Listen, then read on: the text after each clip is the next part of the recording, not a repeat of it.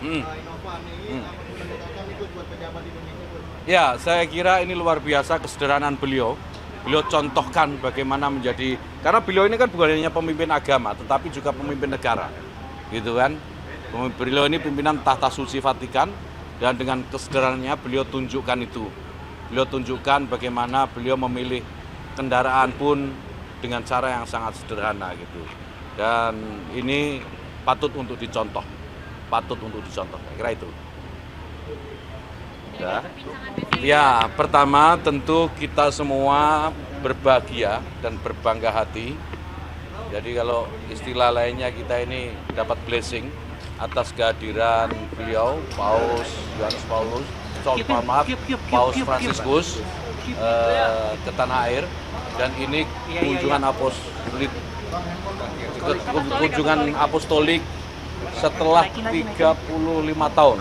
Jadi kunjungan pertama pada tahun 1970 Paulus ke-6, kemudian tahun 1989 Paus Yohanes Paulus kedua, dan sekarang beliau hadir di sini.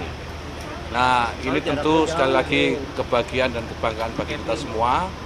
Dan tadi beliau menyampaikan pesan bahwa pentingnya bagaimana kita menjaga dialog antar iman. Karena dialog antar iman itu menjadi kunci bagi toleransi dan perdamaian dunia. Saya kira ini juga hal yang akan nanti dibicarakan bersama dengan Presiden Jokowi besok hari, dan insya Allah saya juga akan mendampingi beliau. Dan acara di Istiqlal nanti juga penting, karena setelah pertemuan dengan Presiden, nanti beliau akan melanjutkan di Istiqlal, ada acara Interfaith Dialog. Saya kira ini manifestasi dari apa yang tadi beliau ucapkan, bahwa dialog itu menjadi kunci utama bagi sukses perdamaian, bukan hanya dunia tetapi antar umat manusia. Nah, saya kira ini pesan paling penting yang disampaikan oleh beliau, dan tentu saya atas nama pemerintah menyampaikan selamat datang kepada Paus Fransiskus ya, di bumi Indonesia, di bumi Pancasila, di bumi keragaman, dan di bumi yang Bhinneka Tunggal Ika. Saya kira itu. Ini kan Paus Fransiskus tidak menggunakan mobil mewah itu ya. Innova ini menegakkan itu buat pejabat Indonesia. Ya, saya kira ini luar biasa kesederhanaan beliau. Beliau contohkan bagaimana menjadi, karena beliau ini kan bukan hanya pemimpin agama, tetapi juga pemimpin negara, gitu kan. Beliau ini pimpinan tahta suci Vatikan, dan dengan kesederhanaannya beliau tunjukkan itu. Beliau tunjukkan bagaimana beliau memilih kendaraan pun dengan cara yang sangat sederhana gitu. Dan ini patut untuk dicontoh, saya kira itu.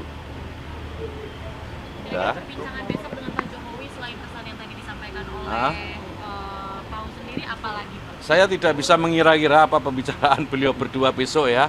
Tapi saya yakin, karena tadi saya sampaikan beliau ini juga pemimpin negara, selain pemimpin umat, pasti beliau juga mengupdate segala isu-isu yang terkait dengan perkembangan global. Dan itu pasti juga akan dibicarakan oleh beliau berdua. Nah, mungkin kerjasama, dan yang paling penting menurut saya ya dari semua proses ini adalah mempererat hubungan antara Indonesia dan Vatikan. Besok saya update lagi setelah pertemuan beliau berdua kalau ada kesempatan. Innova ini menegakkan itu buat pejabat Indonesia. Ya, saya kira ini luar biasa kesederhanaan beliau. Beliau contohkan bagaimana menjadi, karena beliau ini kan bukan hanya pemimpin agama, tetapi juga pemimpin negara, gitu kan. Beliau ini pimpinan tahta suci Vatikan, dan dengan kesederhanaannya beliau tunjukkan itu.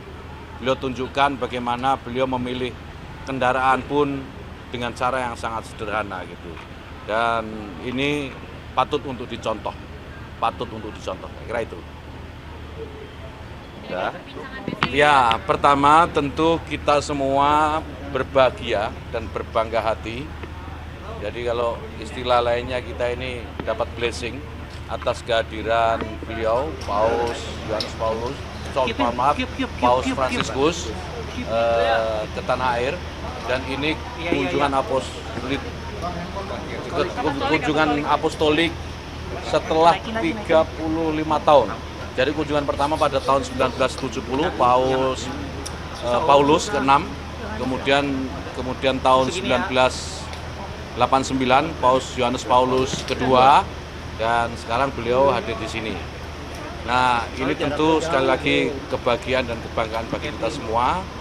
Dan tadi beliau menyampaikan pesan bahwa pentingnya bagaimana kita menjaga dialog antar iman. Karena dialog antar iman itu menjadi kunci bagi toleransi dan perdamaian dunia. Saya kira ini juga hal yang akan nanti dibicarakan bersama dengan Presiden Jokowi besok hari, dan insya Allah saya juga akan mendampingi beliau. Dan acara di Istiqlal nanti juga penting, karena setelah pertemuan dengan Presiden, nanti beliau akan melanjutkan di Istiqlal ada acara interfaith dialog. Saya kira ini manifestasi dari apa yang tadi beliau ucapkan, bahwa dialog itu menjadi kunci utama bagi sukses perdamaian bukan hanya dunia tetapi antar umat manusia. Nah, saya kira ini pesan paling penting yang disampaikan oleh beliau, dan tentu saya atas nama pemerintah menyampaikan selamat datang kepada Paus Fransiskus ya di bumi Indonesia, di bumi Pancasila, di bumi keragaman, dan di bumi yang Bhinneka Tunggal Ika. Saya kira itu. Ini kan Paus Fransiskus tidak menggunakan mobil mewah itu ya. Innova ini apa menandakan itu buat pejabat Indonesia? Ya, saya kira ini luar biasa kesederhanaan beliau. Beliau contohkan bagaimana menjadi, karena beliau ini kan bukan hanya pemimpin agama, tetapi juga pemimpin negara, gitu kan. Beliau ini pimpinan Tahta Suci Vatikan, dan dengan kesederhanaannya beliau tunjukkan itu. Beliau tunjukkan bagaimana beliau memilih kendaraan pun dengan cara yang sangat sederhana gitu. Dan ini patut untuk dicontoh. Saya kira itu. Jadi perbincangan besok dengan Pak Jokowi selain pesan yang tadi disampaikan oleh Paus sendiri, apa lagi Pak? Saya tidak bisa mengira-ngira apa pembicaraan beliau berdua besok ya. Tapi saya yakin, karena tadi saya sampaikan beliau ini juga pemimpin negara selain pemimpin umat, pasti beliau juga mengupdate segala isu-isu yang terkait dengan perkembangan global. Dan itu pasti juga akan dibicarakan oleh beliau berdua. Nah, mungkin kerjasama, dan yang paling penting menurut saya ya dari semua proses ini adalah mempererat hubungan antara Indonesia dan Vatikan.